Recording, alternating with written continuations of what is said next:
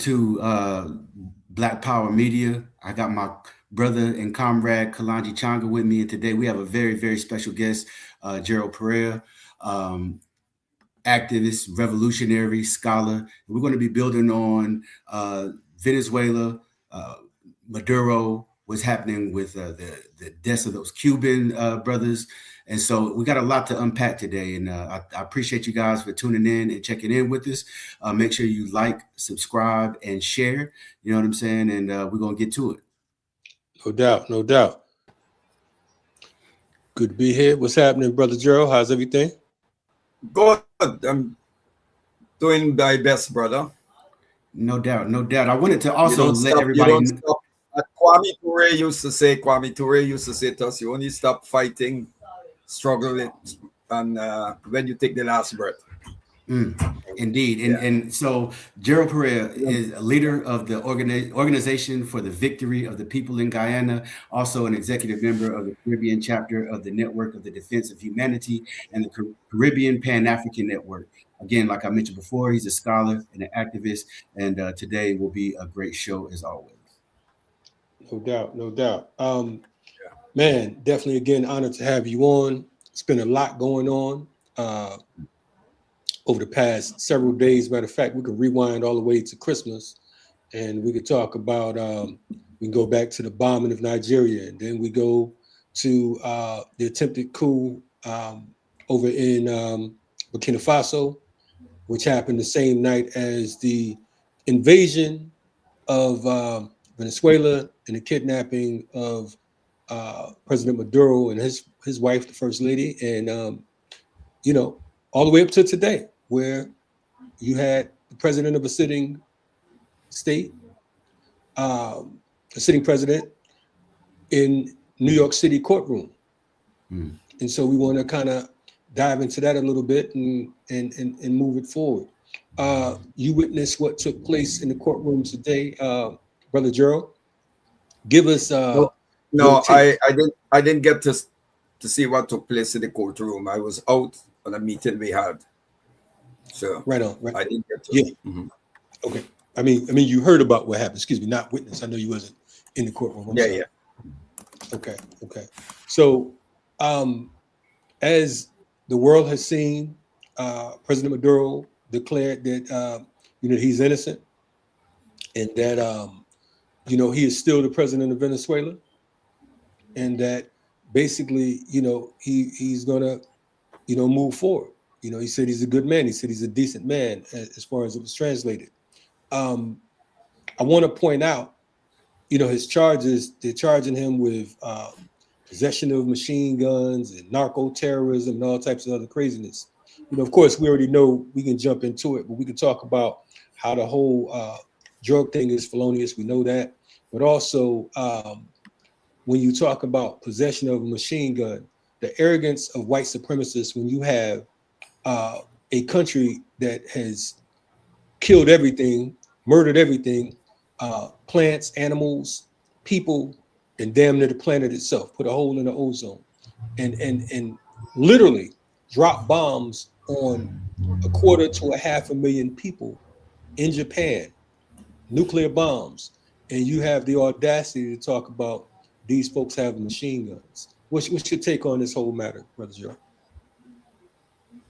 First of all, I want to thank you, brothers from BPM, from Black Power Media. I've been following you for some time, and you're doing an excellent job. And one of the things I'm impressed with about BPM is your ideological clarity. Kwame Ture, who I worked with in Africa, Kwame Ture was an extraordinary being and a great revolutionary. He said that revolutionaries must always be as clear as crystal. And you brothers in the BPM are as clear as crystal. Kwame would, if he was alive today, he would be so proud of you. Maybe wherever he is saluting you, brothers. I just want to say that. Wow, thank you. Keep up the great work. And this is not just ordinary work, it is sacred work. It is sacred work you're doing, because people need to understand what the sacred is about. Now, brother, let me tell you something. You know, when you look at what is happening in the world today, you know, there was a time when you had the Soviet bloc in existence, and there was a breathing space because you had what was called a big brother there to stand by you. You know, when Nelson Mandela, when the ANC, the African National Congress in Azania, which I don't know, for some reason they still keep calling it South Africa. And I agree, Julius Lemmer, South Africa is a direction. You need to give back the original name Azania.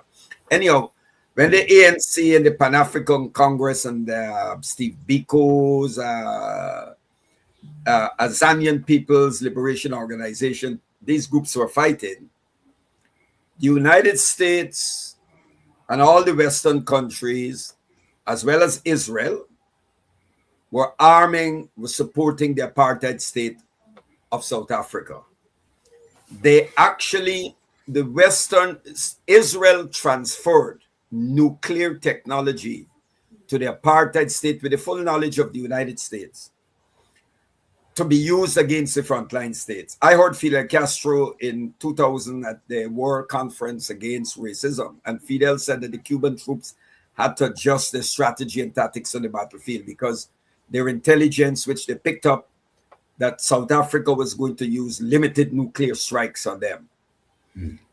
And of course, you had the United States supporting the West. It was only 2 years, I think 2 years before Mandela died, that his name was taken off the list, the US official list of organizations and individuals that are considered terrorists. Few people know this.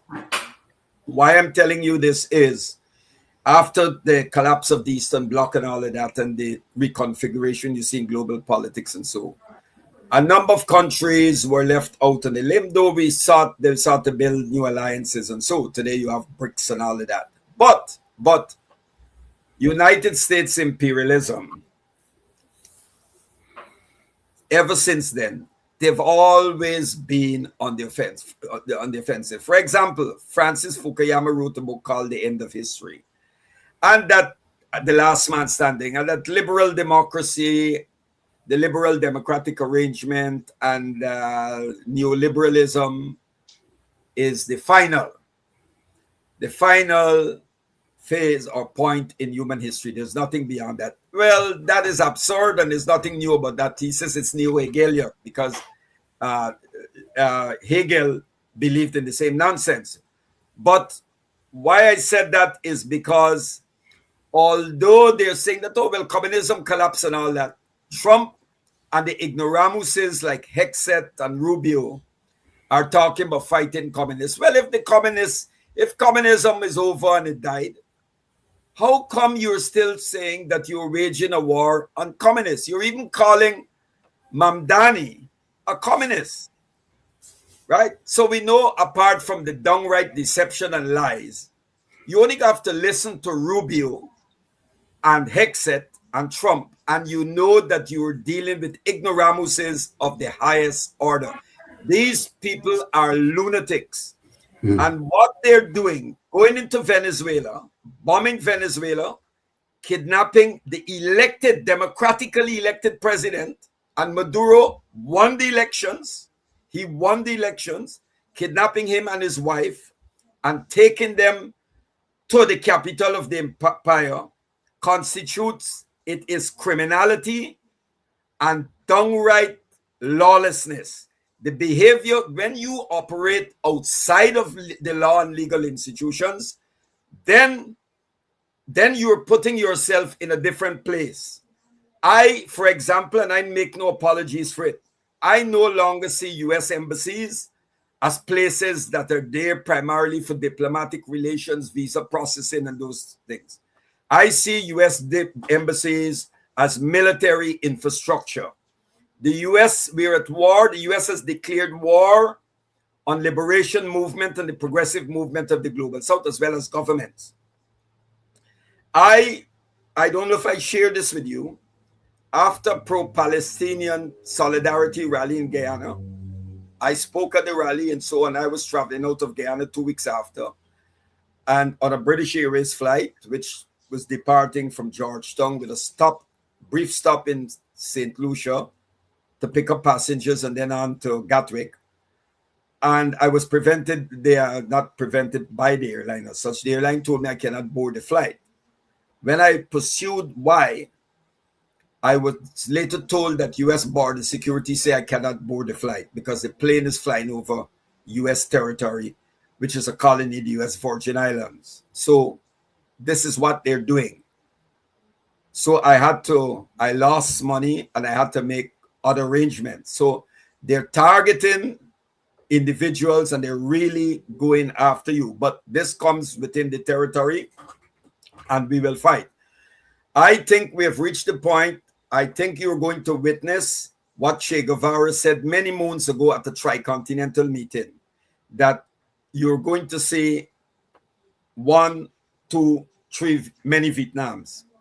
Because I think if the United States, they went into Venezuela, but the US cannot occupy Venezuela. Venezuela is a large country, and you're going to get some stiff resistance. I don't know how Trump is going to put a committee to manage Venezuela. It's highly impossible. Let me tell you something about Venezuela. There is the United Socialist Party of Venezuela, but there are many other left-wing organizations. There's an organization called the Tupamaras. I'm not talking about the Tupamaras of Peru and other areas. There were different Tupamara groups. But the Tupamaras is a left-wing organization in Venezuela that is pro-Chavista. They are an independent organization. They're armed, and they work with the Bolivarian Revolution. They were involved in literacy programs, many of the programs in the communal programs, helping the young people with skills and so. And you know what was one of the most important roles they were playing? Carrying the fight to those who were involved in drugs. So here you have an organization that supports the Bolivarian Revolution, seeking out whoever, if they find drug runners and they deal with them. And you're saying that the government of Venezuela is involved and Maduro is involved in drug running. The drugs that are going to the United States are not coming from Venezuela. They're not coming from Venezuela. President Petro in Colombia has waged the war against drugs, and drug production is down. And allies of the United States, senators and congressmen, were involved in the drug trade. And yet America supported them and turned a blind eye to what they were doing, but is going after President Petro, who's fighting it. And President Petro was threatened with death by Colombian drug cartels. And yet Trump has issued a statement saying that he is not, he cannot return to the United States, where the United Nations Assembly Network is based. Now, it is high time, and many moons ago, Muammar Gaddafi and some African leaders called for this. The United Nations, the UN in New York, it must be removed. It must be removed from there. You can't have people traveling for meeting there and then being denied visas. The other thing is, when I said 2, 3 Vietnams, what they did to Venezuela is going to escalate. It's going to escalate, and you're going to find that there are many groups, including the National Liberation Army in Colombia and other groups who have already indicated their attention that are going to take up arms. What the US, you're going to see, the attempted coup against Brother Ibrahim Traore in Burkina Faso. You're going to see it, and I'm using your program to call on all Pan-Africanists all over the world to rally in defense of Brother Traore. Kwame Nkrumah, many years ago spoke about creating an all-African People's Revolutionary Army. And Muammar Gaddafi had launched a thing called the International Battalion. And the role of the International Battalion was to fight in theaters in different parts of Africa to support progressive regimes. That is where we need to go. All who are serious about defending Brother Traore and struggling, we have to go. I'm calling on African youths in the continent to rally behind Brother Traore. Let me tell you something, brother. Do you know at the height when ISIL had established the bogus so-called caliphate in parts of Iraq and Syria, do you know 100 Trinidadians left Trinidad and ended up fighting for ISIL? Now, let me tell you, they would have had their tickets. I know this route. They purchased tickets, went probably through to Amsterdam or Gatwick, then on to Turkey, and then they went by bus into Syria. Of course, the Turkish authorities would have facilitated them. Now, you were telling me that 100 Trinidadians left and nobody picked up on that when some of them already had criminal offenses. The minute I travel in, the red flags are there. But 100 moving, let me tell you it. Let me put it in a nutshell for you. Those people were facilitated and enabled by the Western intelligence services. Okay? ISIL and Al-Qaeda before it, ISIL is a split from Al-Qaeda, were used to overthrow revolutionary nationalist regime. Whether it was in Afghanistan, whether it was in Iraq, whether it was in Syria and in Libya. And now the same thing is playing out in the Sahel.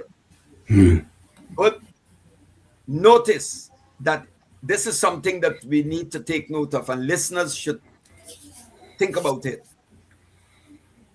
Since ISIL came into existence and Al-Qaeda before it, none of the two organizations, none of the two net entities have ever touched a Zionist target.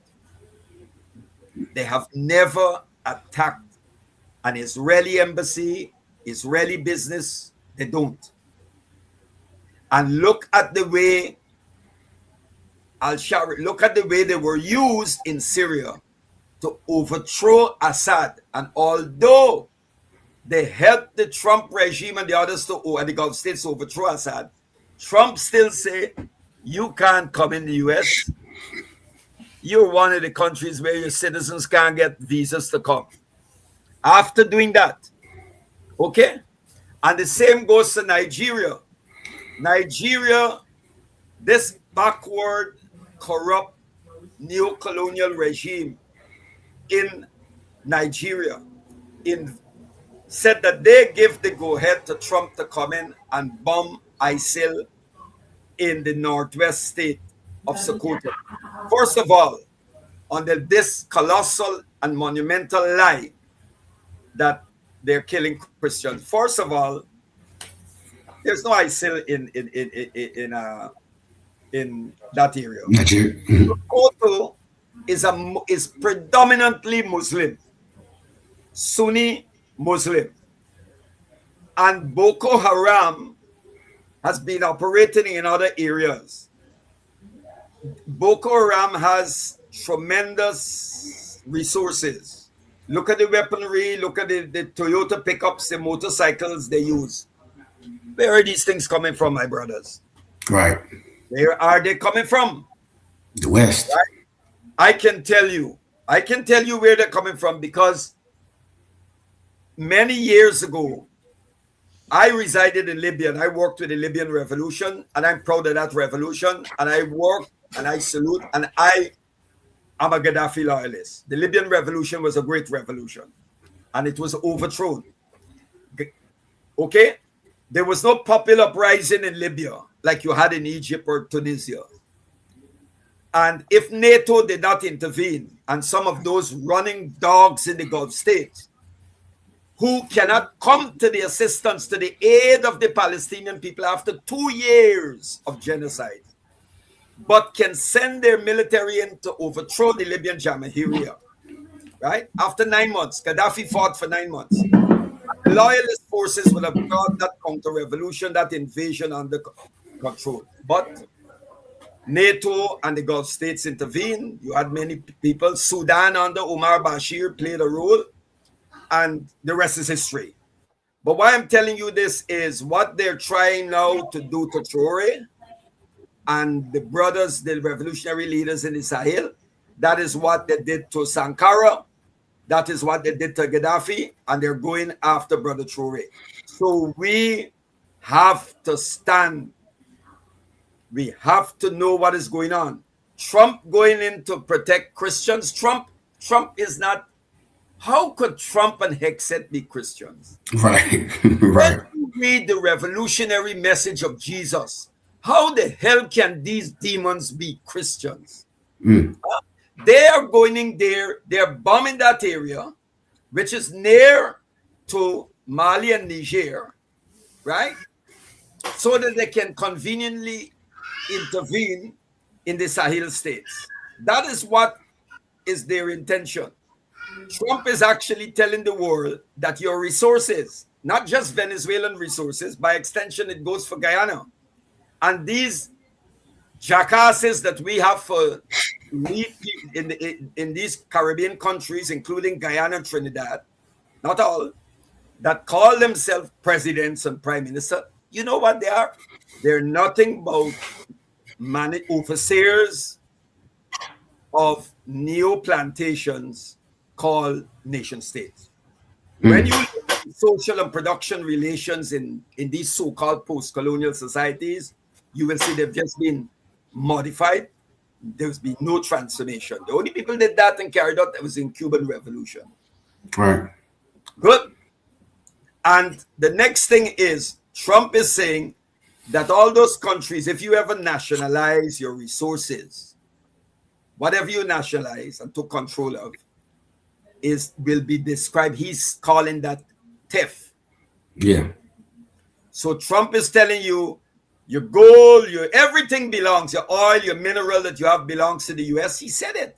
And it has to serve the United States. So this Trump has carried the Monroe Doctrine, now he's calling it the Doctrine, right? He has carried the Monroe Doctrine now to its most naked and absurd heights. Because the Monroe Doctrine, if you study it carefully, the United States never took the independence and sovereignty of the countries in their so-called backyard seriously. And it took them 60 years after when Haiti declared their independence from France. The US only recognized Haiti 60 years after the Haitian Revolution. And the only reason for that is because the southern states in the United States had broken away from the north. The southern states that were defending slavery.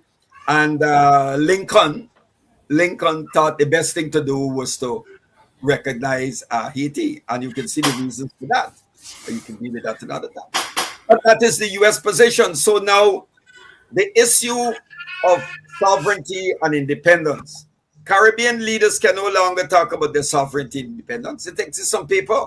Trump is telling you, Trump and Rubio and Hexet is telling you plain that you don't have sovereignty and independence. America will tell you who to do business with and who not to do business with. And the idea is to isolate China in the region. Well, you know, the Chinese have achieved tremendous a lot. China does not tell any country in the world, irrespective of their size and wealth, what to do and what not to do. But I must say I'm disappointed with the Chinese. Of course, the Chinese are our allies in the struggle for a better world and against imperialism. But we don't have to agree with everything.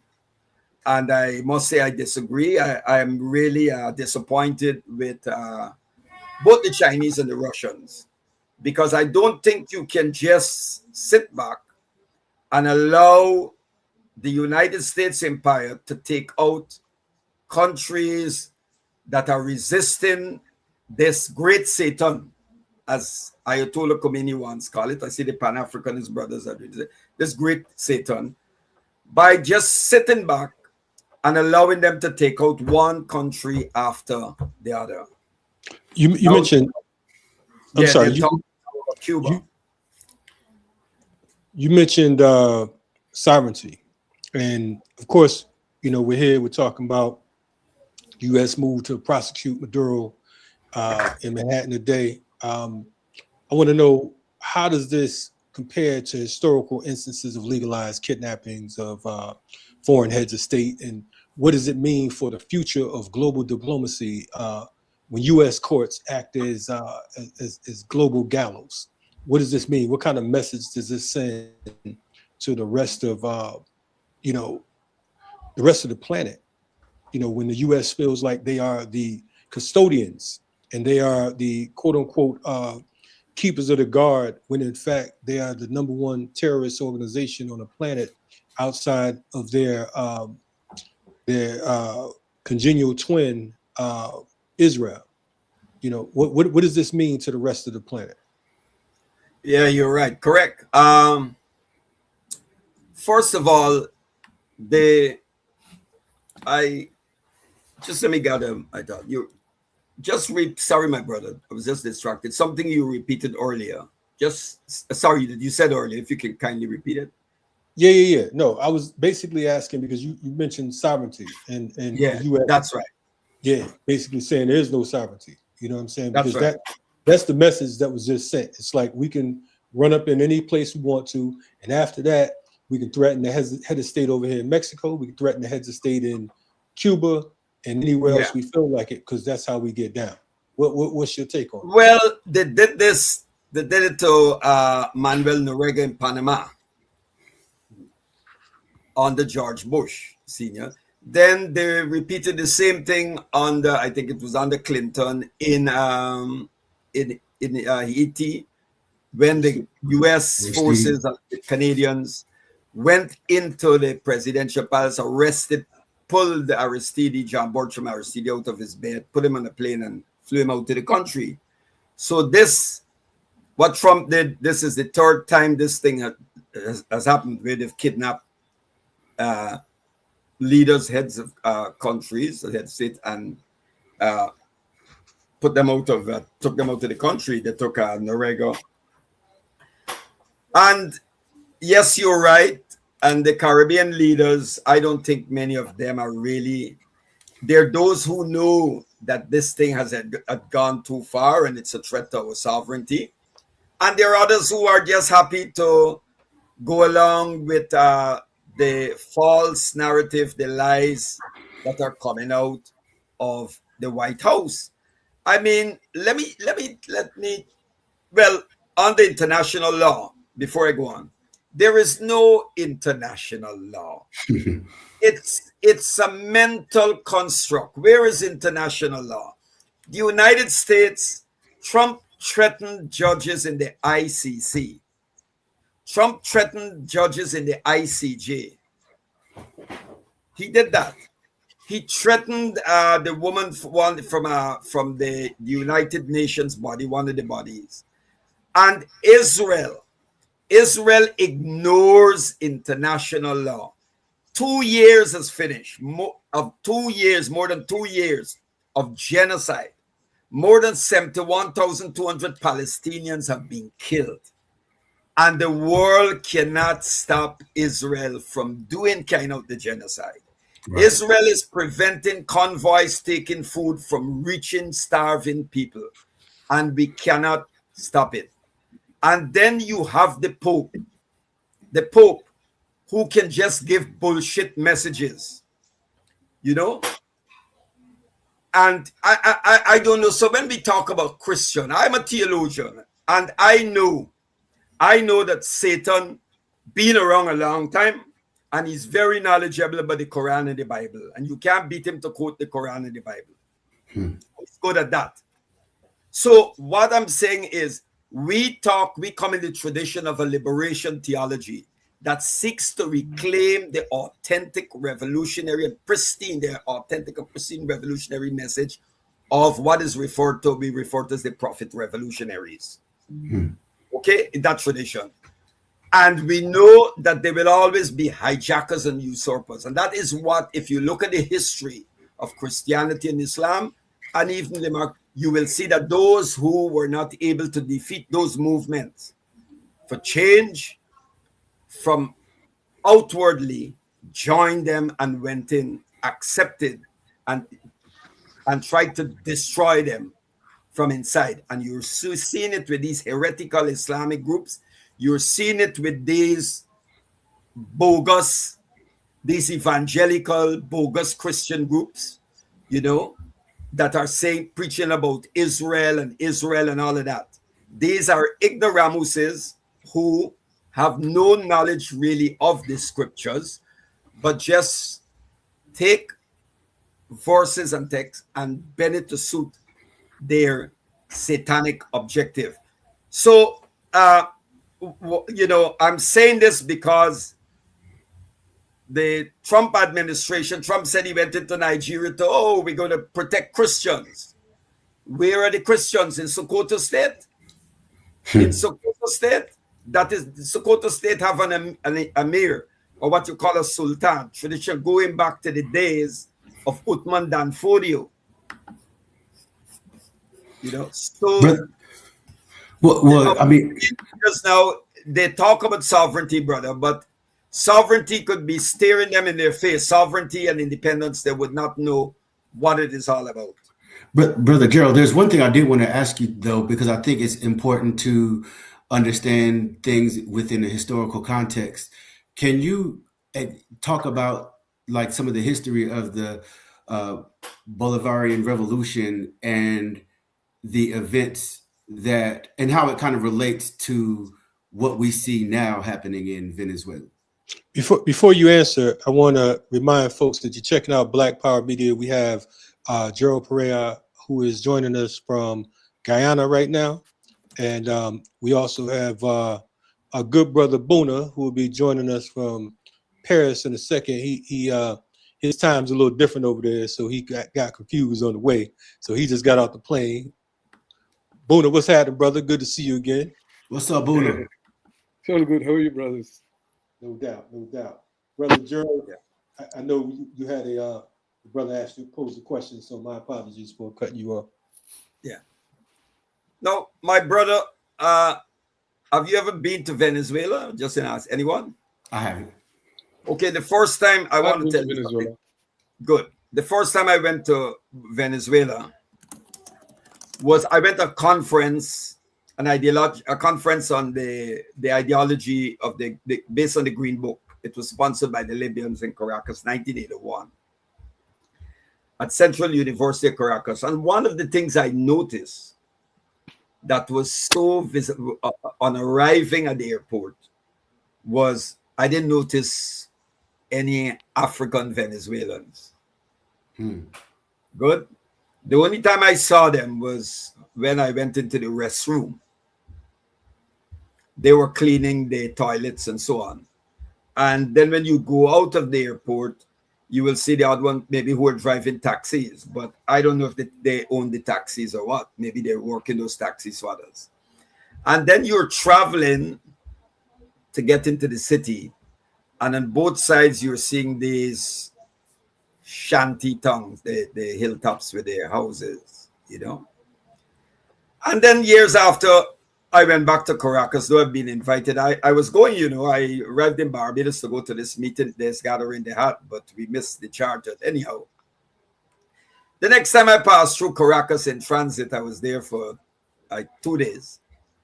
On arriving at the airport, I couldn't help noticing the young immigration officers, both male and female, the numbers who were African Venezuelans. Good. The way I was treated, they facilitated my luggage, everything, yes. And I'm going to tell you what I'm getting at. Let me give you an example. Then at the local level, our embassy, with all the years at Venezuela, I've had diplomatic relations with Guyana. There was never an African Venezuelan working in the embassy. Must has to be ambassador. The present ambassador in Venezuela is African and indigenous. And the previous ambassadors before, Dr. Martinez, was a Black African woman and another one before her. The point I'm making here is that the Bolivarian Revolution has moved African and indigenous peoples who were invisible from the margins of a society that is extremely racist to the center. And in what people call Latin America or the Americas, especially in South America, class is a powerful dynamic, but race is also very powerful dynamic. Because when Evo Morales won the election, those Castilian, we call them the Castilian, the white, who like to boast of pure Spanish blood, though they don't have that, nothing pure, but then because the Moors went down there for over 600 years, and you know who the Moors were. Right. Good. They said, we don't want any indigenous president, and they wanted to secede, break away. With the full backing of the United States, was backing them to break away, so that they can take control of a very rich mineral area of Bolivia that is rich in mineral resources that it can give it to the US. So this is what played out in Venezuela. So that's why you will find that many, if you look at the support base, you will find many Afro-Venezuelans are supporting the revolution. And also all the Pan-African groups we are aware of, all African People's Revolutionary Party, all different Pan-African groups, the Global Pan-African Movement, Harara, they're all supporting the Bolivarian Revolution and saying the Bolivarian Revolution is part of the world African Revolution, and so it is. And we, as no Pan-Africanists, can, truly claim that you are committed to the noble principles of Pan-Africanism, especially in the tradition of people like Sekou Touré, Kwame Nkrumah, and those people, and do not stand in defense of the Bolivarian Revolution.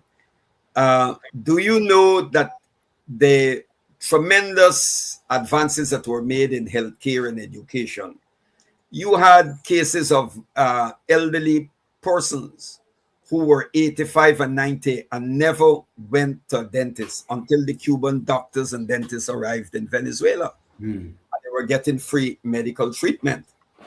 And the oil and gas wealth of Venezuela under successive regimes, be it Democratic Action, which was a social democratic party, or COPEI, which is Christian Democrat, the wealth went outside the country to the US, and the wealth was used to enrich the bourgeoisie.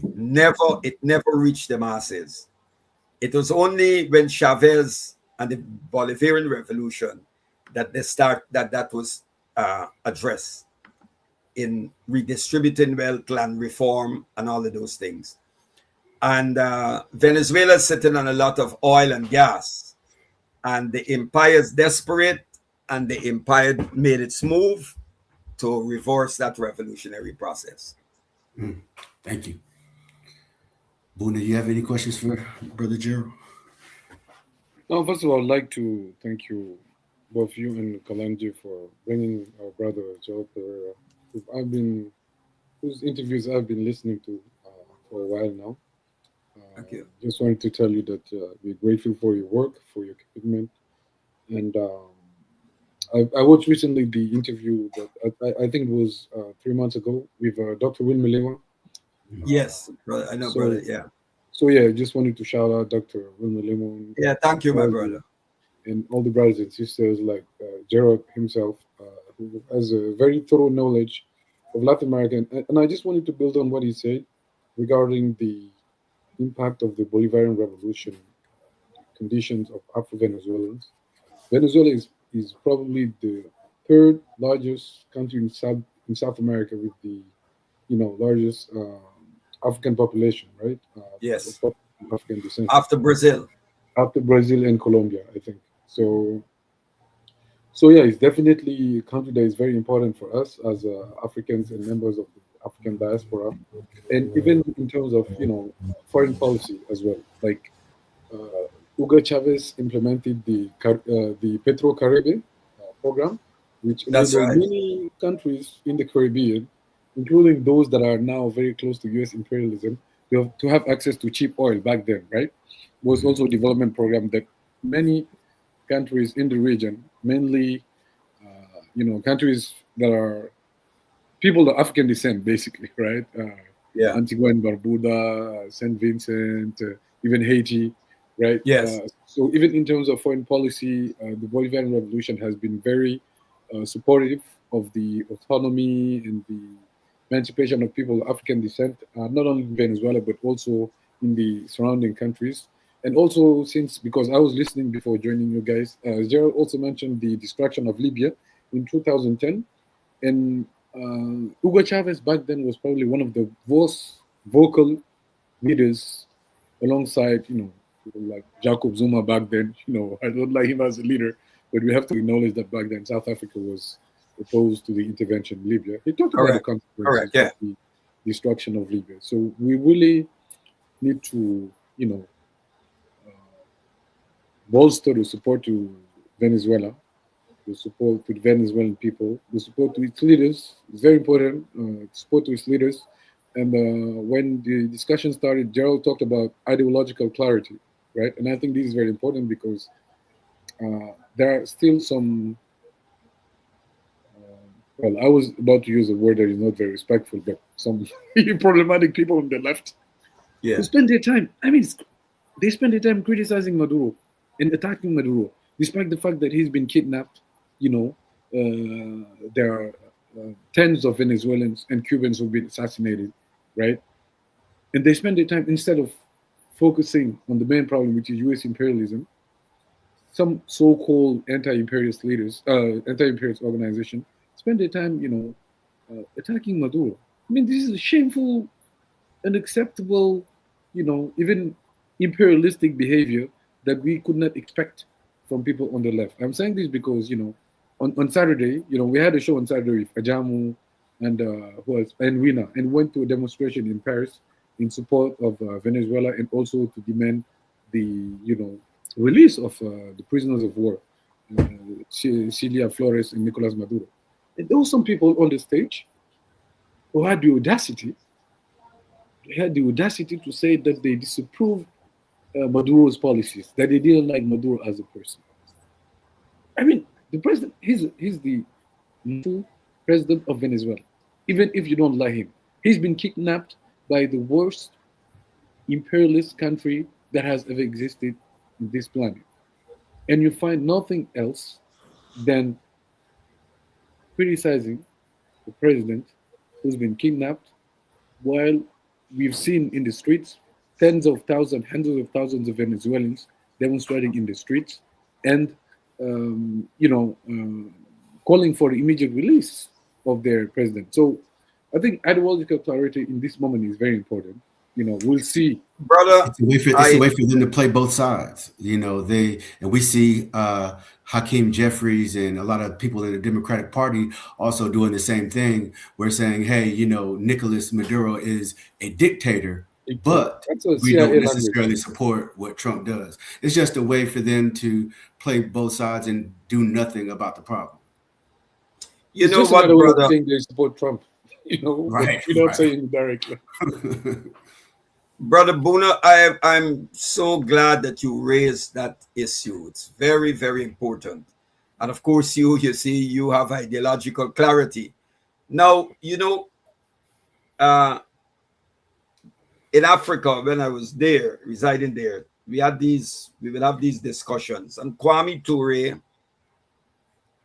he always pointed out, he said, and I've lived to see it, he said that the white left is as imperialistic as the white right. And large sections of the white left are very Eurocentric. Their point of departure is the West.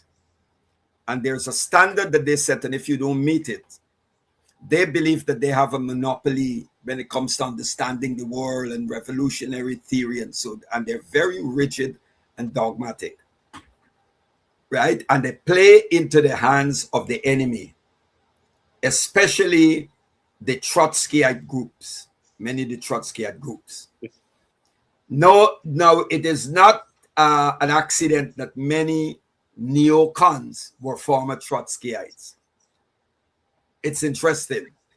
Anyhow, apart from that, what you just pointed out, I always recommend to activists that they should read Mao Zedong's writings on contradiction and the correct handling of contradiction.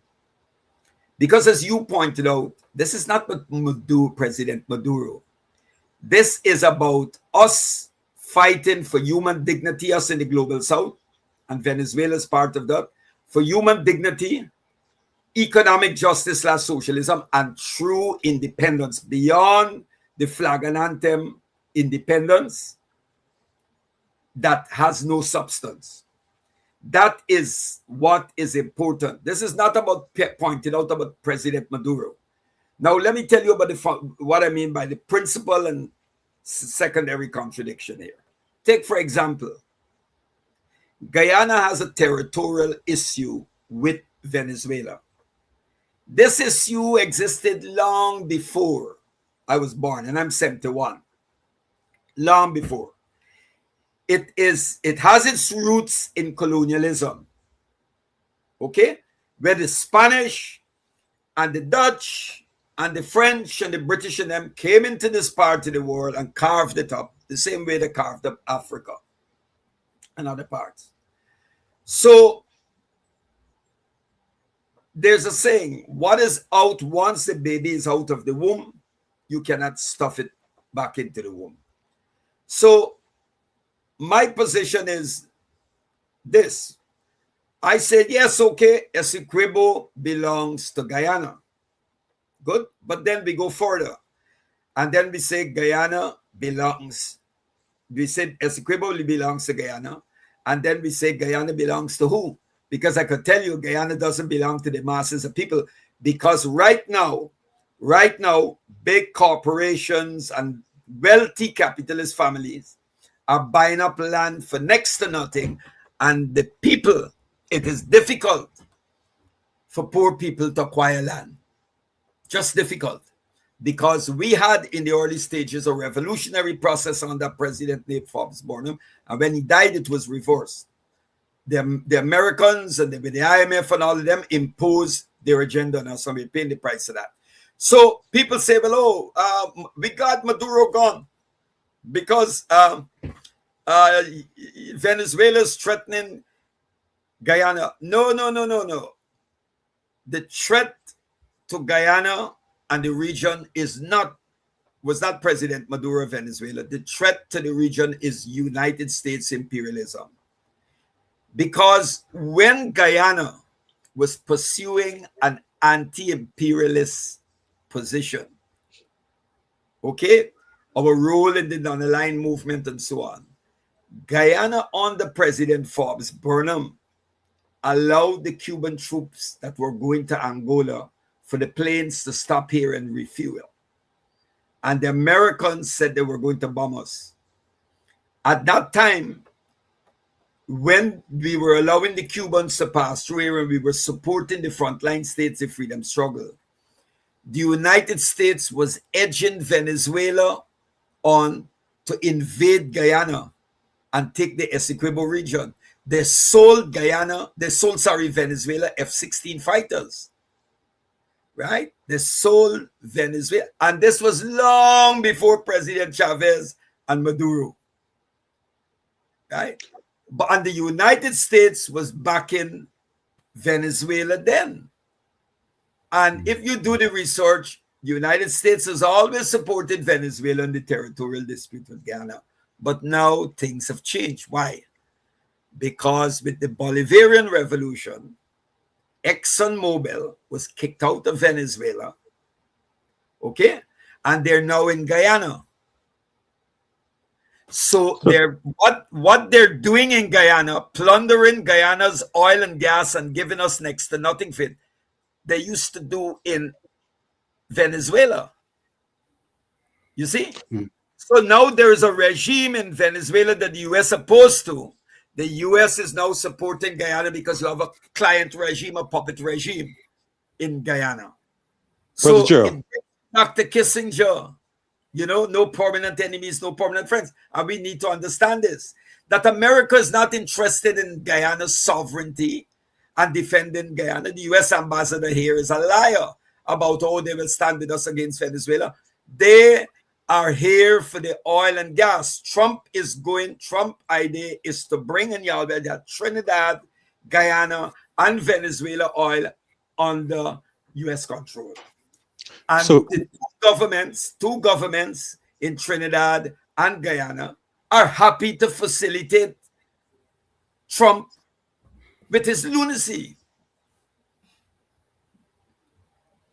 So, Brother Gerald, you said a few things that we want to touch on, right? You mentioned the Essequibo border dispute, and we know there's often has been used as a drive a wedge between Venezuela and Ghana. In your view, has the crisis been manufactured or exploited by Western corporations, specifically Exxon Mobil, to justify a permanent U.S. military presence on South American soil? I'll tell you something. Yes, you're right. You're right. I agree. I'll tell you. Many years ago, I was somewhere and I was speaking to a brother who is a civil engineer. And when I told him I was from Guyana, he said, "Oh, Guyana." He said, "I will be going down there soon." So I said, "You're going to Guyana to do what?" He said, "Well, we are subcontractors."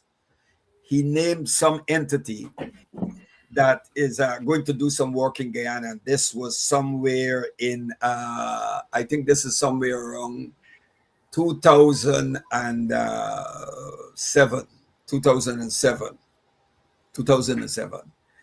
And what he said to me was that, this is how he put it.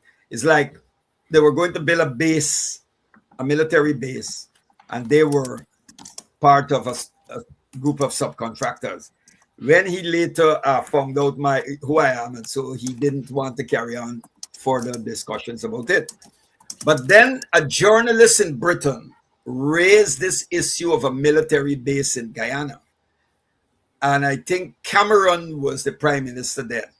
And the British Defense Secretary shied away from the question of the journalist. And I think it was picked up by some left-wing papers.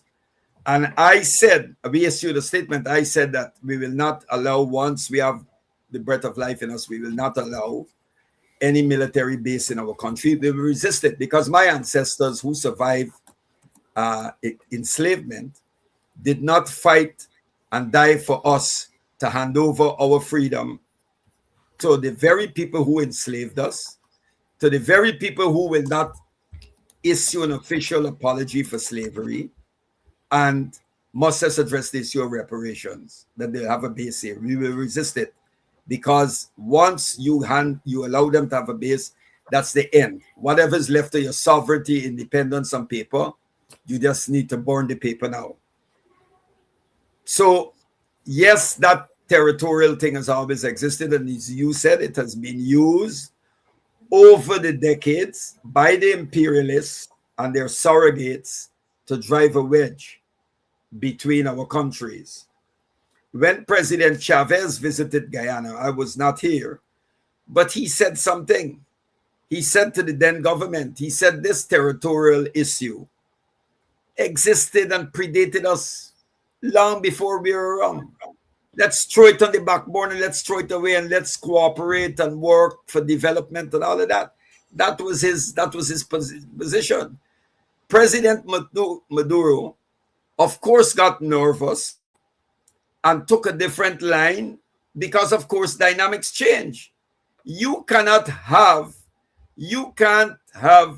your next door. You have a territorial issue with Venezuela, and you are facilitating the U.S. intelligence services on the Venezuelan border. We had the CIA, I think it was here before the last, the head of the CIA came into Guyana. top officials from the U.S. South Command. We had Greenfield Thomas, who was under the last. They all came into this country. Certainly, they didn't come to have a vacation or to see the Kaichor Falls. You know, so the government, the government of Guyana and Trinidad has been very secretive. They haven't been telling the people what is going on, and the opposition parties don't demand anything of them. Why? Because they're all afraid. We have a nice way of putting it. We put it in a nutshell. This is how we put it. So they have report. We say they're all frightened white people. Right. Well, Brother Gerald, I'll kind of bring up something else I wanted to ask. So what does this mean? All right. So when America comes in Venezuela, right, and American oil interests start, controlling the natural resources in Venezuela, what does that mean for Cuba and how they, get oil and like, what does that mean for, I guess moving forward? Because obviously, the U.S. and the sanctions that they have against Cuba and how they would like to choke Cuba and squeeze Cuba to death due to the fact that Cuba got a lot of its oil from Venezuela. What does that mean now? Well, the idea is to strangle Cuba. You listen to Trump. He said, Cuba looks like it's going over. That is what he said. You see, we have to wait and see, because everything is intact in Venezuela. Someone was telling me about a statement made by President Maduro's son in defense of the revolution and so. The military is intact. Everybody, I saw mass demonstrations in the street with the militias and people from the commune well armed. I saw the Tupamaras carrying their guns. And let's wait, and we're going to see how Trump and this committee of management, this colony that he's going to make Venezuela colony, how he's going to do it. To do that, Trump will have to, he can't just bomb. Trump will have to commit troops on the ground. And Trump is not going to you can't put 17 to 22,000 troops on the ground in Venezuela, because I can tell you there are so many left-wing militias that are prepared to go to the assistance of the Venezuelan freedom fighters to get to go to the United States. So I don't know how they'll be able to control Venezuela, how he's going to be able to do that. That's left to be seen. But this is not the end. It's not over. This is not over. This is going to escalate, and this is going to spread. This is going to spread, because you cannot want to tell me to enforce that about the law. You can't speak to me about the law when you are absolutely lawless.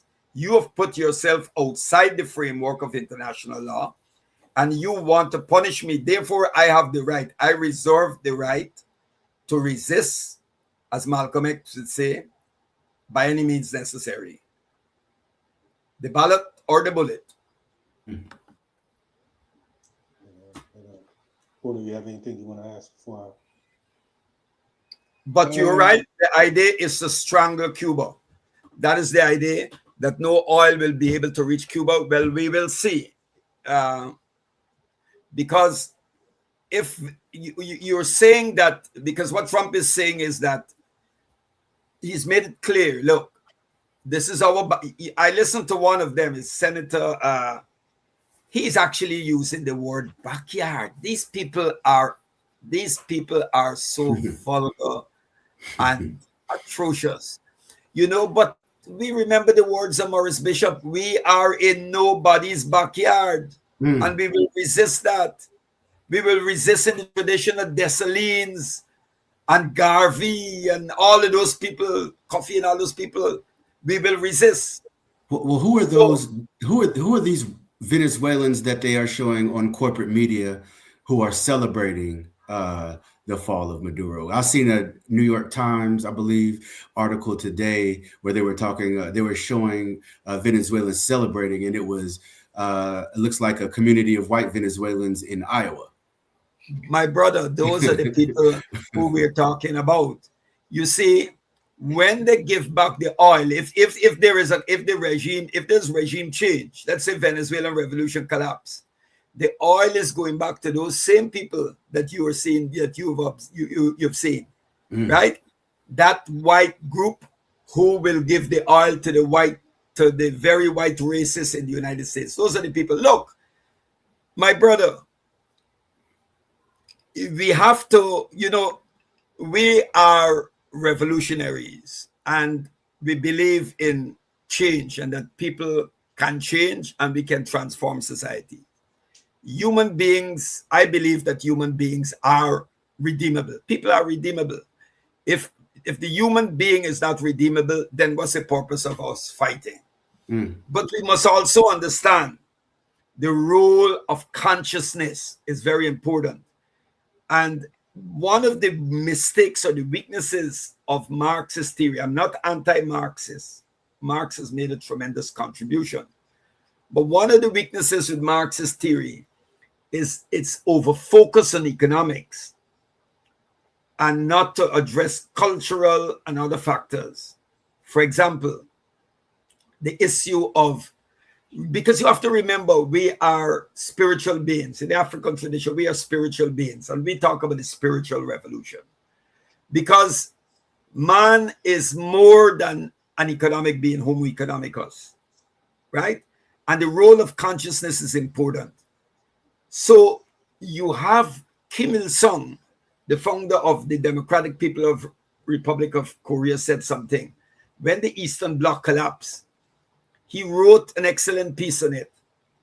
He said one of the mistakes and weaknesses of the Soviet model was they did not, his words, storm the ideological fortress. They did not carry the battle to win, to transform the consciousness of the people at that level. They believe that you can produce consumer goods, you do certain things and you do that, and that's good enough, right? But there's more to that.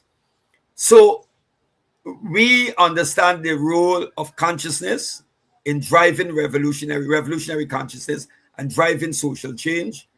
And as we transform the world, we are also transforming ourselves. I'll tell you why. Look, I'll give you an example. Sigmund Freud said he spent his whole life studying human beings, and yet he don't understand them. Look at in the Christian tradition, Jesus raised the dead. If you're a Christian, you believe that. Jesus raised the dead. He made the dumb speak, the deaf hear, and the blind was able to see. And yet, when he went before Pilate for the trial, and Pilate asked the crowd, but this, you've been accused of this and this treason and all of that, what you say? And when it was shown, Pilate asked them, who you want? Pick Jesus or Barabbas. Who did they pick? Who did they pick? They forgot everything. No, I'm not talking here and making it look paternalistic like Maduro, but I'm just showing you, right? With all that was done, they went for Barabbas and they shouted crucifixion of Jesus. The point is that in every revolutionary process, the masses will have people who will stand with the revolution, who will support us, who will lay down their life. And then there will be those, despite the revolution, give them free education, health care, participate in the decision-making process, there will be those who will oppose the revolution. It will happen. It will happen.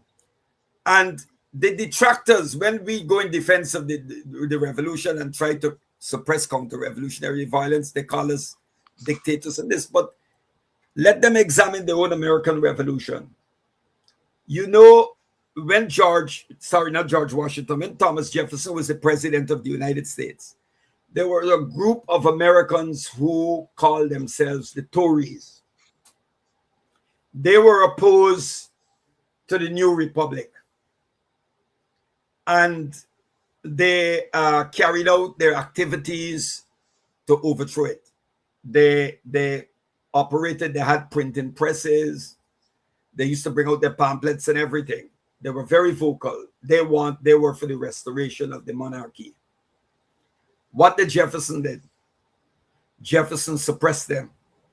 Jefferson closed their churches, took away their printing presses, jailed the leaders. Many were persecuted. Many had to flee. Many were imprisoned without trial. That's the American liberal revolution. That happened in the United States. You read Herbert Apthe's book on the nature of the state, democracy, freedom in the state. Michael Parenti, Democracy for the Few. Howard Zinn, People's History of the United States, and their volumes, Eugene Genovese and all of that. Look at what they did during the Shays Rebellion, what the Shays Rebellion was about. So look at what they did to the Black Panthers. Panthers were killed in their bed, were killed, you know. So they have no moral right whatsoever. You know, every revolution has the right to protect itself against counter-revolution. So those people you see are celebrating. In Spanish, they call them the gusanos. We call them rat bags. They're scums. They're scums. That's what they are. They're scum of the earth, because they do not believe. They do not affirm the concept of human dignity.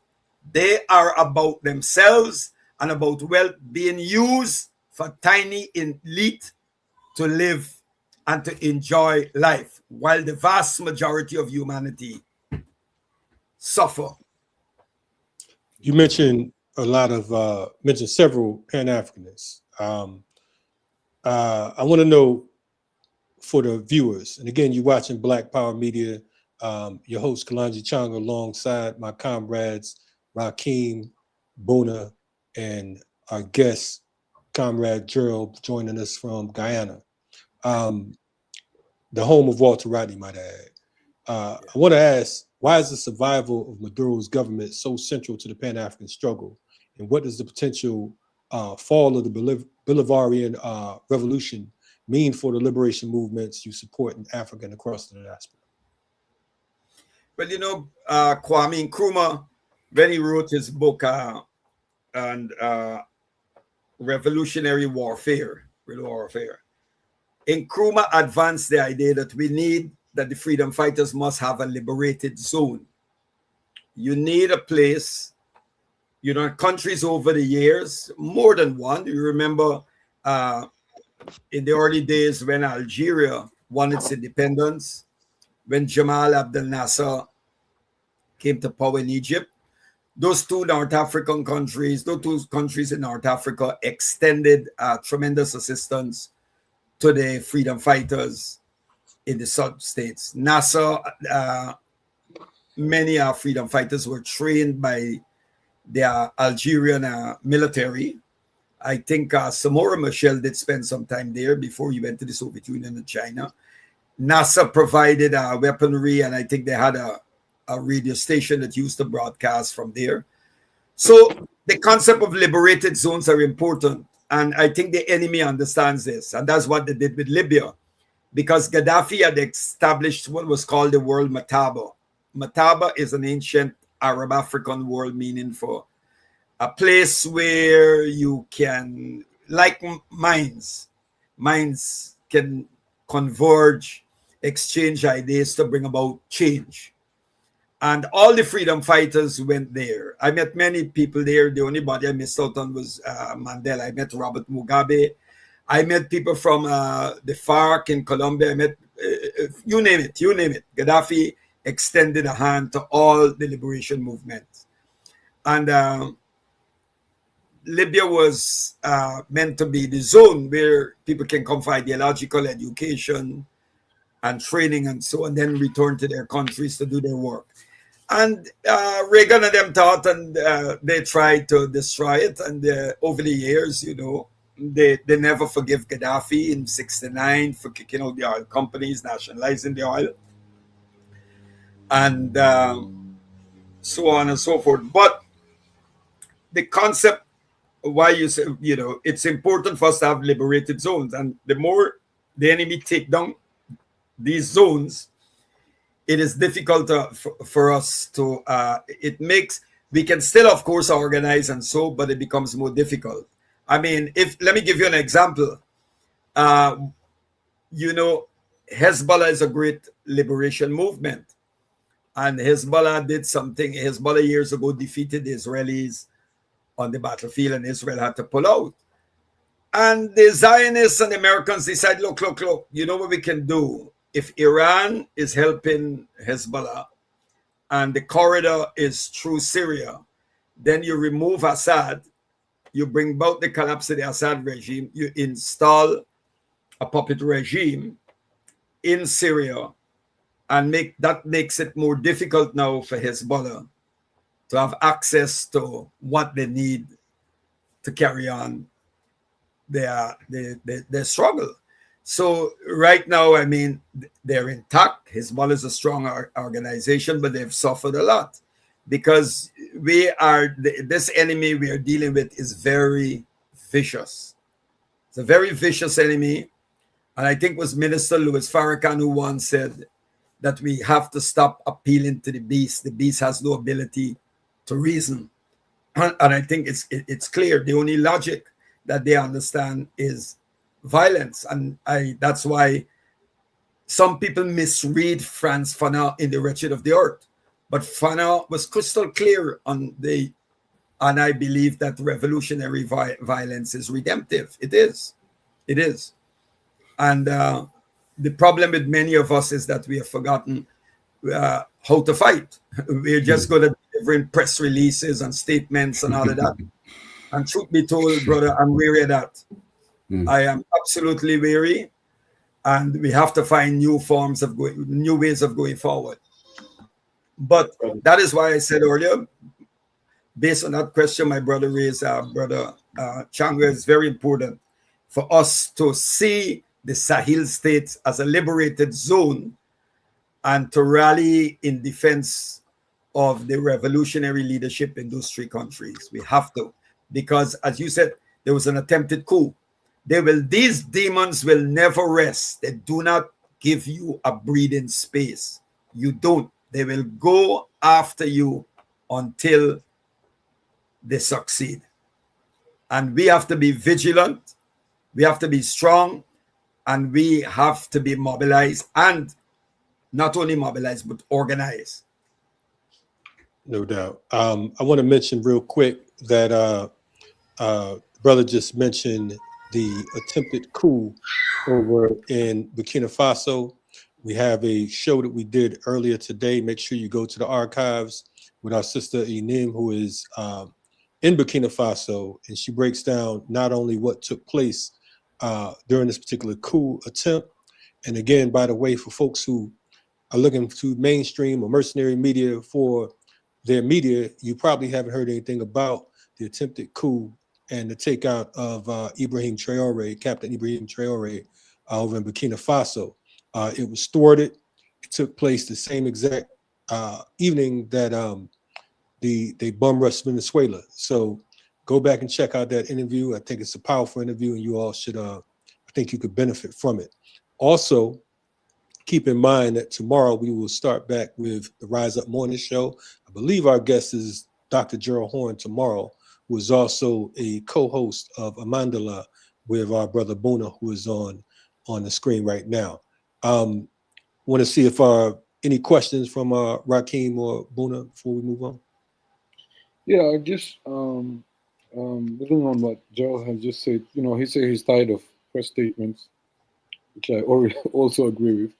But I was wondering if you were expecting, maybe there are certain strategies that we don't discuss publicly, but at least what the left or the revolutionary or anti-colonial movements can do, especially those in the West, because Maduro is right now in the U.S., as everybody knows, in New York.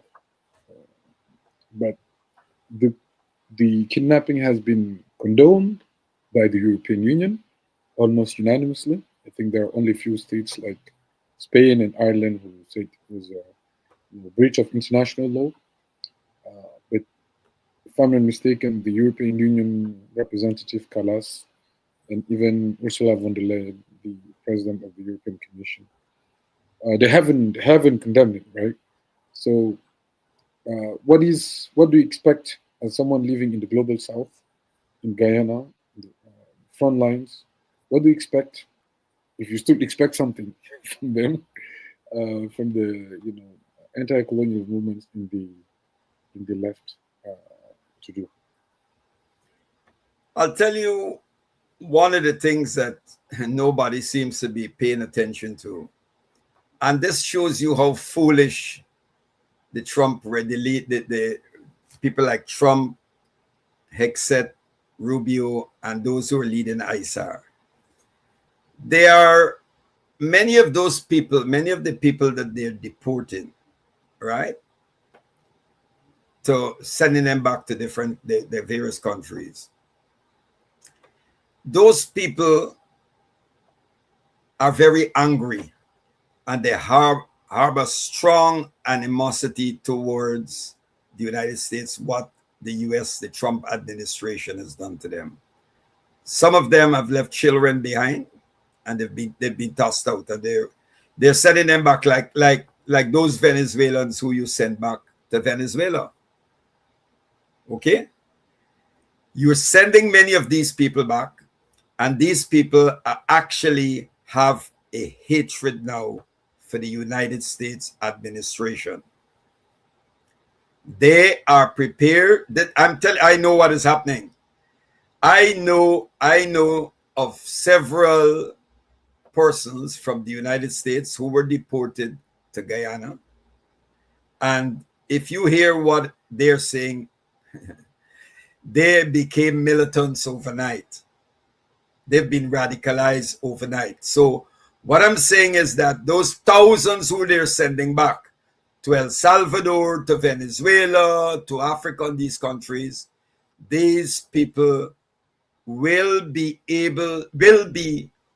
will be easy to mobilize and put them in organized structure to fight against the very people who deported them, who sent them back.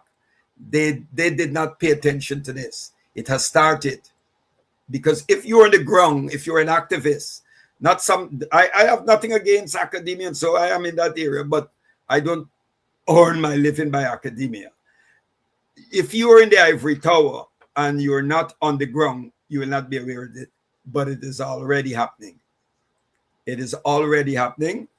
And what is going to happen in a place like Guyana is this, because contradictions reach a point, and then when they explode, and you get a revolutionary, you will have all the conditions there for revolution. And the duty of revolutionaries is to be prepared for it. On the eve of what is coming, you must be prepared for it.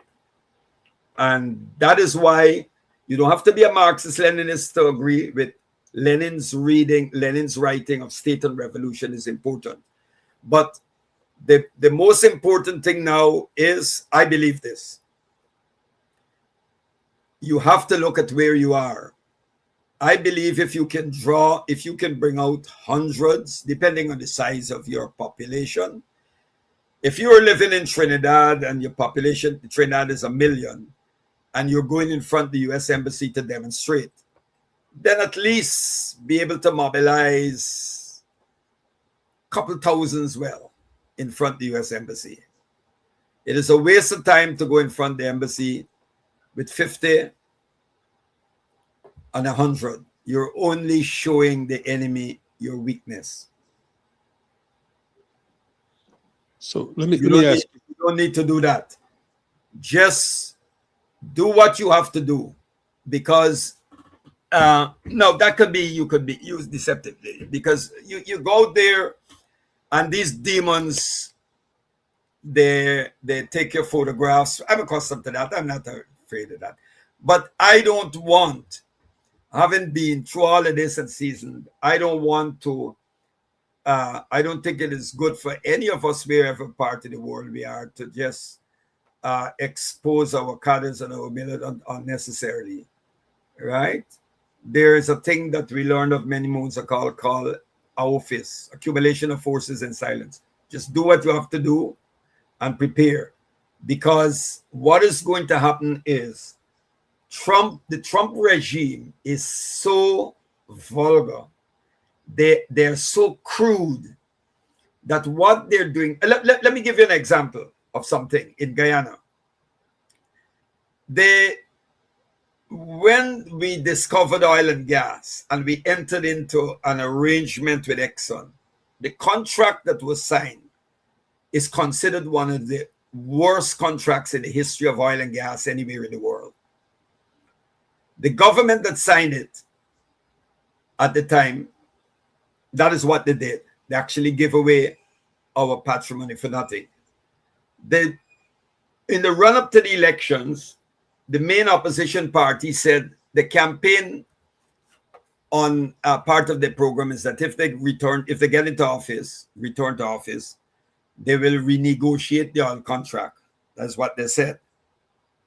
The question was asked to me because we contested elections in the regional level. But a question was asked to me by a well-known commentator. If I believe that the new government, that the party, if they get into government, if they will renegotiate the contract, and I said no. And I give the reason why. I said because Exxon is an imperial entity, and these people will tell the electorate anything to be elected. But once they get in there, they have to sit in front of those white people, they will tremble. I see it. Brothers, I can tell you, I see politicians, these bourgeois scumbag politicians, when they sit in front of Europeans, I'm telling you, they behave. These are big men and women, some of them with PhDs, right? And when they sit in front of these white people who are far less educated, whatever you want to put it, certified or what, they actually behave like children in primary school. They let these people lecture them. I've seen it. Good. So the only organization in Guyana known for calling a spade is the OVP, because we're anti-imperialists and we say what we have to say.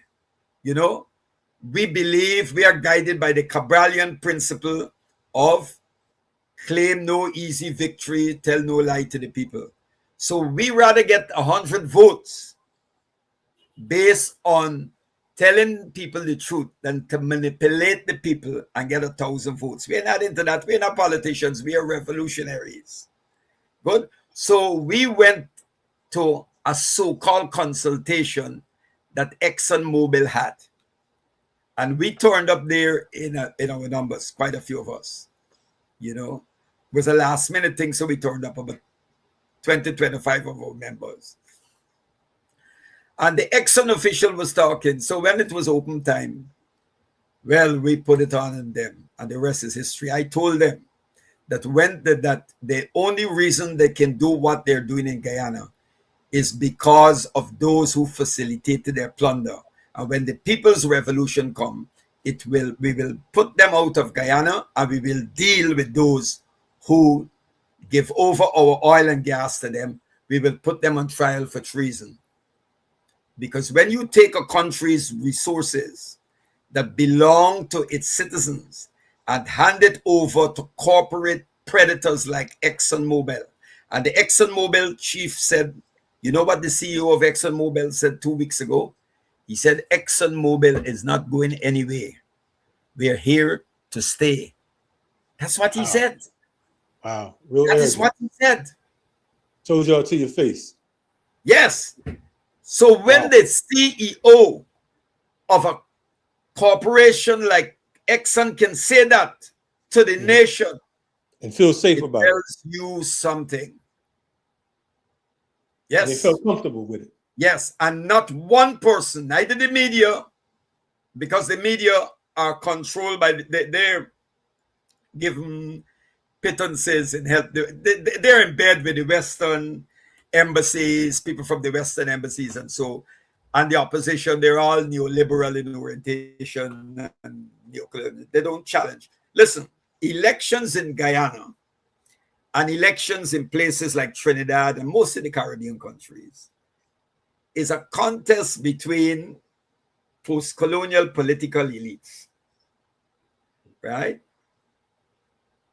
It's a contest to show the imperial masters who is better at managing the plantation on their behalf. It's not about dismantling the plantation structures and carrying out radical transformation. It's not about that. It's about taking the status quo as a given, and they're competing to show who is better at managing it. That's what they are. And they call themselves presidents and prime ministers. So you're saying that their job title is really plantation manager instead They're of president? overseers, plantation overseers. Man, They manage the plantation for the empire. Yes, that's Well, what they are. With that, we gonna get this question to Boona because of the fact that hopefully, you know, he's overthrown the plantation over there in France. You know what I'm saying? He's been over there long enough. That's right. That's right. He had faith in him, so hopefully he's done his job over there. That's right. Sure is dismantling that plantation. No doubt. Boona, what you the got slave master doesn't like that. No doubt, no doubt. Boona and Traore back together again. What you got, Boona? No, I had probably going to be the final question, but before that, I have to do some self-criticism because you know, when we did the show, was it 2 days ago or yesterday? I don't remember. Anyways, when it was with Ajamu. Oh, wow. For the sending the shirts. You about to send us the shirts? Oh. You bragging. Revolution, nothing like that. Love that one. Okay. We're going to shoot you the address. Shirts that we are promoting, and they're on stickers. Okay. And people love it. The masses in Guyana, the people in the street love Traore. Okay. So we tell them, if you love Traore, you got to defend Maduro. Already. Traore just came out in defense of Maduro. So they got to understand. This struggle as Pan-Africanists, we understand. One struggle, many fronts. No question. No question. Yeah. Boona, what you got over there, brother? Don't get nervous now. It was a question about how to deal with the media and propaganda warfare. And, you know, it's quite significant in the case of Venezuela. And I think I kind of cave into that at some point because, you know, I was so stunned by the way they captured Maduro, by the way they kidnapped, not captured is the imperialist term that they're using, the way they kidnapped Maduro, that, you know, I and maybe probably others were wondering how, you know, how they managed to do it. So I assumed that there was no, you know, I was just assuming that, you know, for several reasons, there was no kind of, you know, resistance to be assaulted by the US. But we recently found out that there are at least 80 people who've been assassinated, including members of the 35 Cuban fighters, at least according to the Cuban government, who've been killed. But I think one of the problems is that when we saw the first images, mainly from mainstream media, some of us, and I'm among them, I think, so I have to do some self-criticism. We just assumed that, you know, it was quite easy for the U.S. Army to do what they did, right? So my question to Gerald is, how can we effectively avoid, you know, caving to the propaganda, media warfare by the imperialist powers? Brother, I want to say this. There's a lot of independent media now. And I mentioned to the brothers earlier before you came on that Black Power Media is doing a great job. I know a lot of people who follow you, you know, and we need more of this, because the corporate media are such liars and the misinformation. But you know what? I can tell you, we bring out a lot of flyers, we talk to people, we run classes. People are waking up. There is an awakening. Believe me. There is look, one day, I'm going to tell you this since I'm on this program. One day, somebody sent me something to my phone to listen to, and I listened. And it was The person who sent me, I didn't know, you know, I never saw as really, not an activist or so, but it was some Black Power media, right? And the other one that he sent was from Black Agenda Report. And this is a person, Guyana, who is not a political activist, but who has an interest, right? And they sent it to me because they saw it and passed it to me. So your reach is huge, and you have to keep up this work. Now, a lot of people are questioning the mainstream media, because here an interesting thing happened that been circulating. They said that you can't continue to tell lies and lies and lies, and people just keep believing it. At some point, people are going to see through it. There is a feminist theologian by the name of, very radical, Rosemary Radford Reuter. She said that the West European was able to take control of the planet through the 3 Ds: deception, destruction, then domination. Okay, she said that. So the weapons of mass deception, you listen to the BBC, listen to CNN, Fox News, these people are downright liars. What they do is they build up this body of lies to justify the intervention before they go in. They did it to Saddam Hussein, they did it to Gaddafi, they did it to Robert Mugabe. You know, the lies they tell about leaders who refuse to bow to them and who they do not like. So, for example, they were saying that, oh, Gaddafi was killing his people and all that. So then it came out to say, well, look at the standard of living this country had. If this man was such a leader, you brought in these running dogs from the Gulf state with the troops to fight alongside the Al-Qaeda elements. You had Sudan under Bashir providing assistance, NATO bombing you, and all these places. And Libya fought on for 9 months. 9 months until the capture and killing of Gaddafi. And I want to say this to you about the Pan-African, what happened in Libya. The battle in Libya, my brothers, took on a dimension that became very nasty.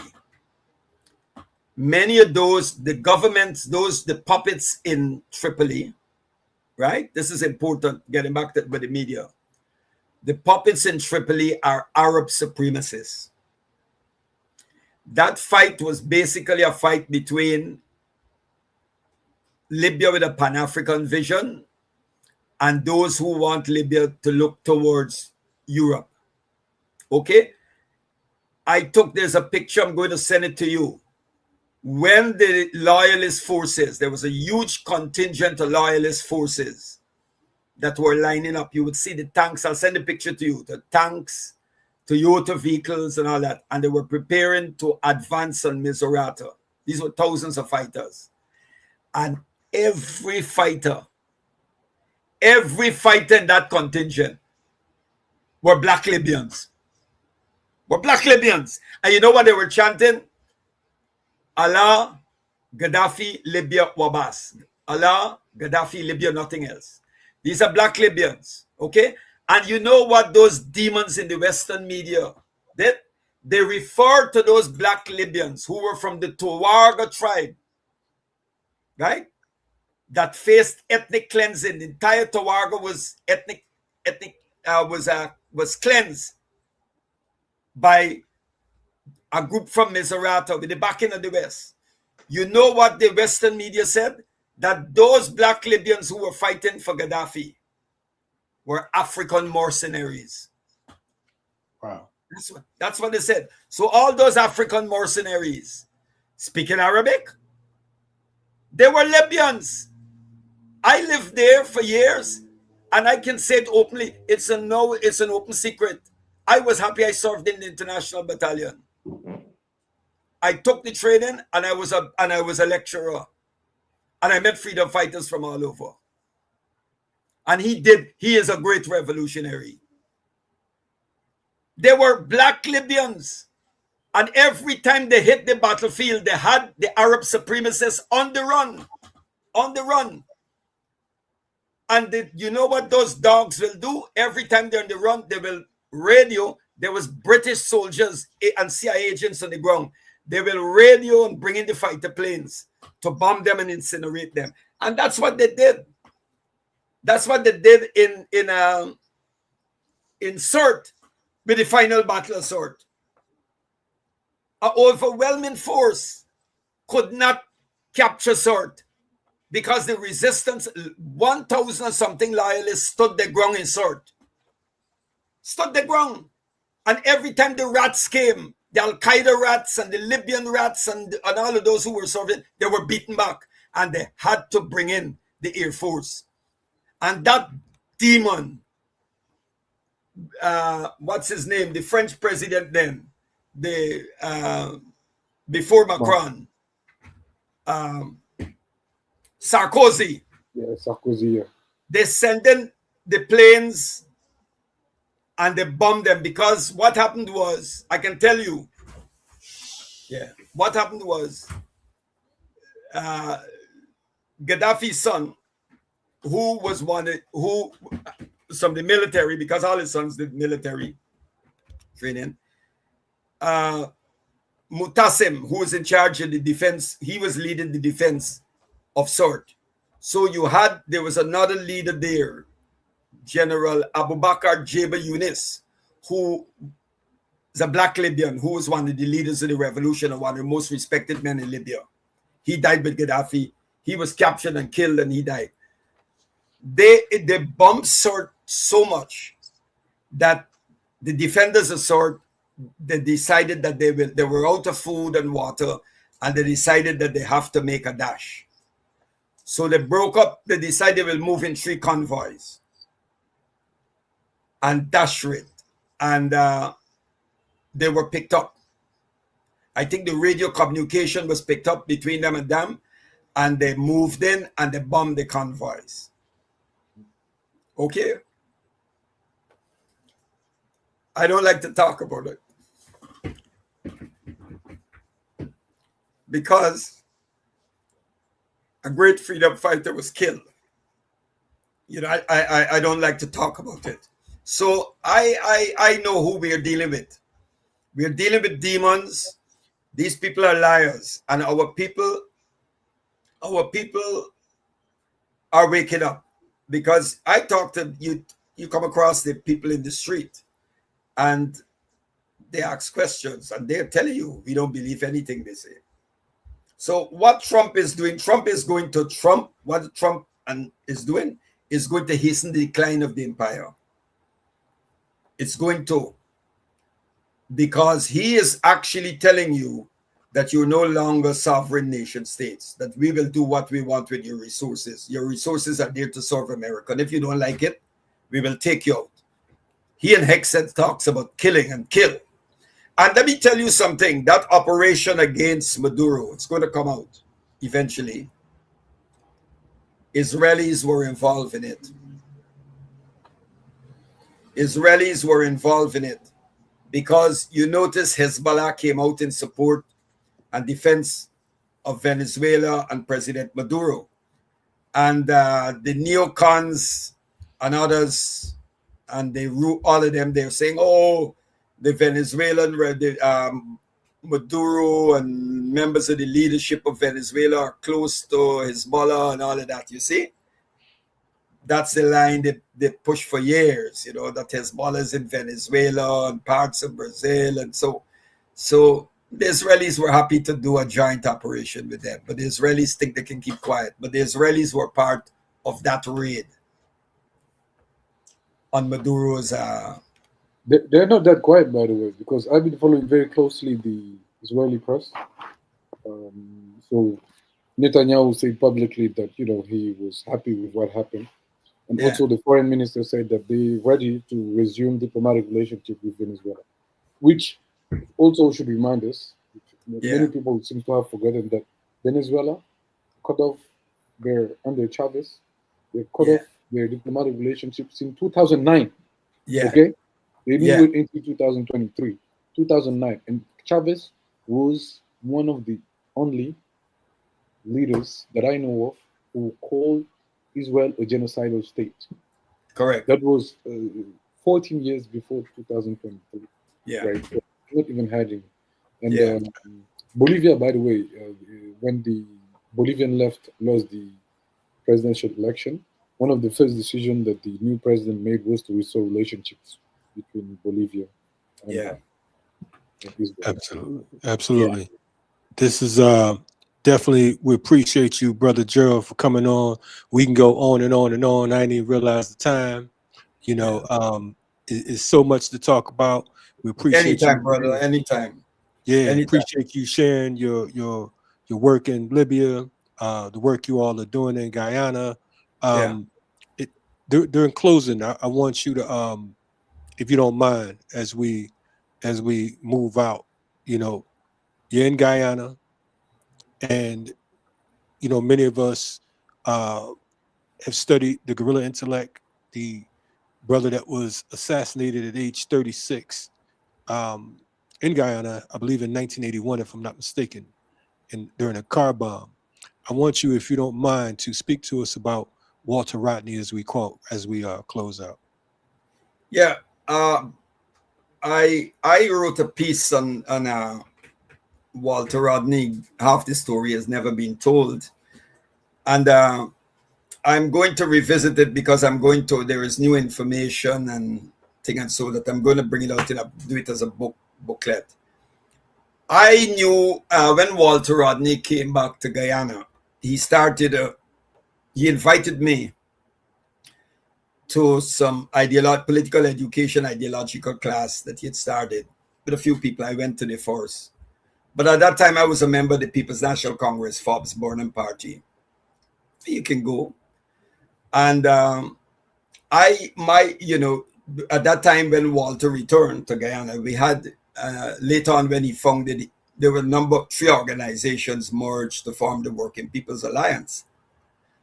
And at that time, I have the program here, Towards Revolutionary Socialism for Guyana. And we had three parties, including the ruling party, which has sold out all its principles, gone neoliberal. We had at a particular time three parties that were all socialist in orientation, proclaimed socialism or anti-imperialist. And I was one who was advocating for a grand unity of these three socialist-oriented parties. But it did not happen. There were two who were later on into talks. But the WPA under Rodney saw the main enemy as the Burnham government. And they opposed the Burnham government. And years after Walter Rodney died, coming back to Rodney though, years after the death of Walter Rodney, his party entered into a coalition with the very party that was accused, whose leader was accused of killing Rodney. The point I'm making is I found it strange that the WPA, that was supposed to be anti-imperialist and revolutionary socialist, could not find common ground with Forbes Burnham, who demonstrated he had anti-imperialist credentials, was socialist in orientation. But when Burnham died and his party went right-wing, Walter Rodney's party entered into a coalition with the party that they accused of killing Rodney. Let me tell you what happened, brother. The state security was infiltrated by the CIA. There were people who were giving information to the CIA from who were in Burnham's party. And there were those in the WPA too who were compromised and were working with the CIA. There were traitors in all parties. So what they did, was they planned the assassination of Rodney. So if you kill Rodney, now why would Burnham want to kill Rodney? Here, this is Burnham, who's close to African leaders. You know Walter Rodney is popular in Africa and throughout the world. You're going to kill Rodney? That doesn't sound right. So what they did, the enemy did, was you get rid of Rodney, and then it looked like it was done by Burnham. Okay? So people start to question Burnham anti-imperialist credential. You kill Walter Rodney and all of that. And the narrative, it was simple that some people sell the thing that Burnham and the PNC killed Rodney. It's not so.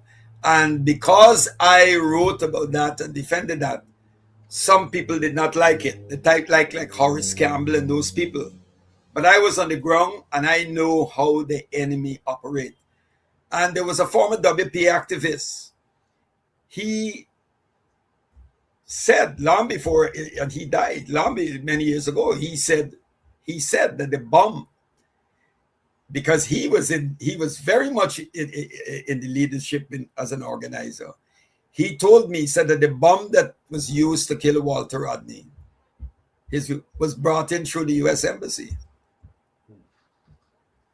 He said that. So it is easy to point the finger at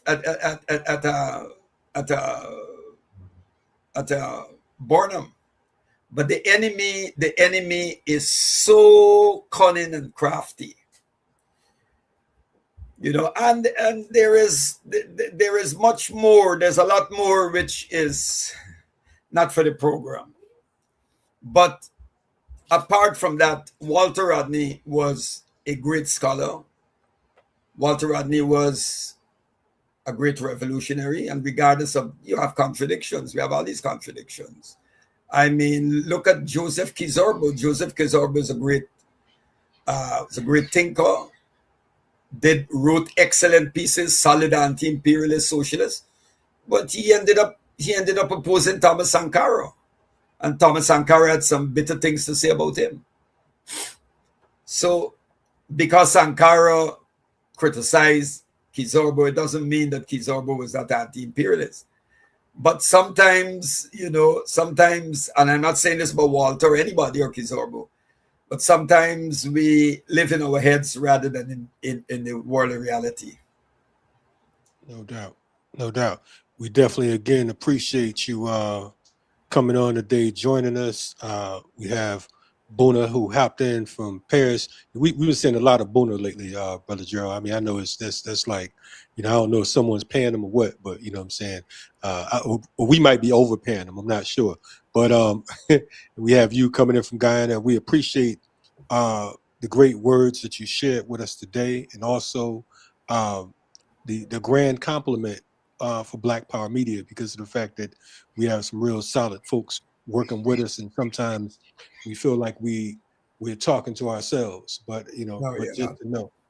just to know that the methods and the means of being met is a wonderful thing. So we appreciate you, and we also appreciate your words on Walter Rodney, who I want folks to remember, because of the fact that one of the things you talked about is the criticisms, because indeed we're looking at a man who was assassinated at 36.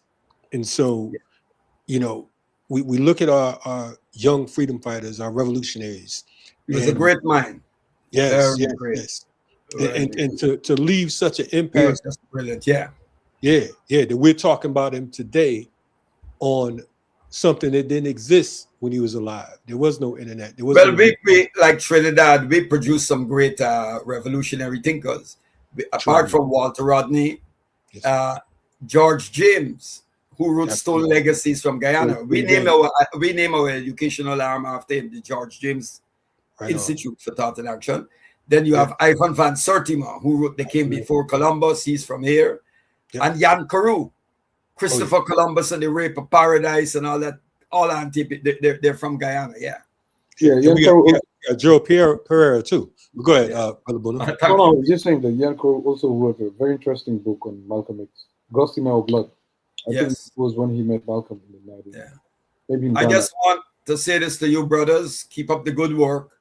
You are not media personnel. You are revolutionary activists who is using the media to get the message out. It's a big difference. Yes, sir. We appreciate that. Let's You're stay on using the path. media and you're doing a good job. Gratitude, This brother. media to get the job out.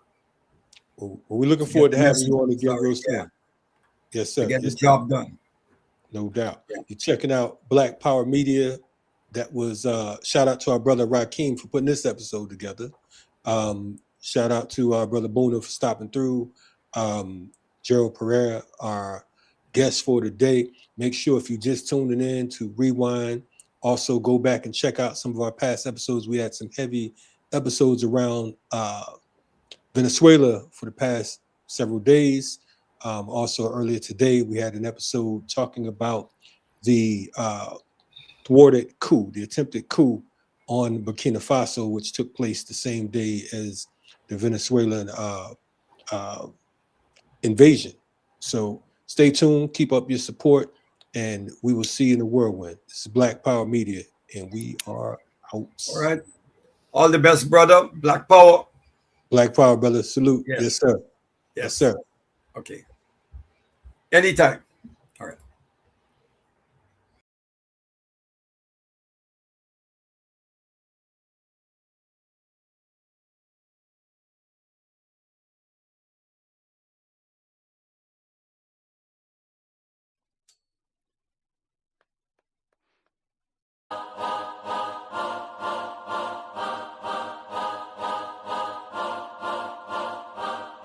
Show me. Show me.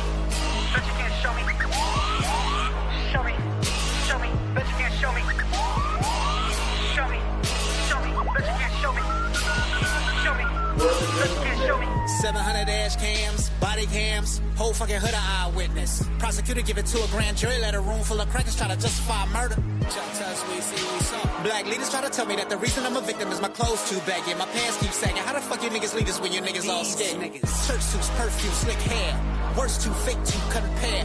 No nuts, no spine, I swear. When the city on fire, ain't none of y'all there. Smart niggas on an idiot box trying to argue with the cop like the pig really care. See it in me, certainly not, nigga. We are men, fucking run up on the cop with a fully automatic rat-a-tat-tat-a-tat. Open up the paddy wagon, say Freddie Grace, and I'm home to his mama till I have a nice day. When you fear for your life, it ain't a right or wrong way. Nigga, shit, this what the police say. When they kill a kid around my way, 16 round spray on a cold brown lay, 17 years young, somebody black son. Dumb. They're afraid of the dog, they murdering his son. Then they come with the cover up, they don't even cover up the young boy body while his warm blood run. Like an animal or something.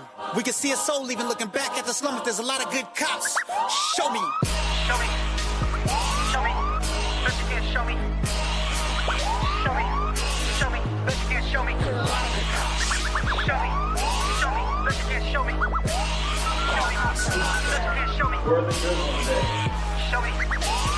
Show me. Bet you can't show me. Show me.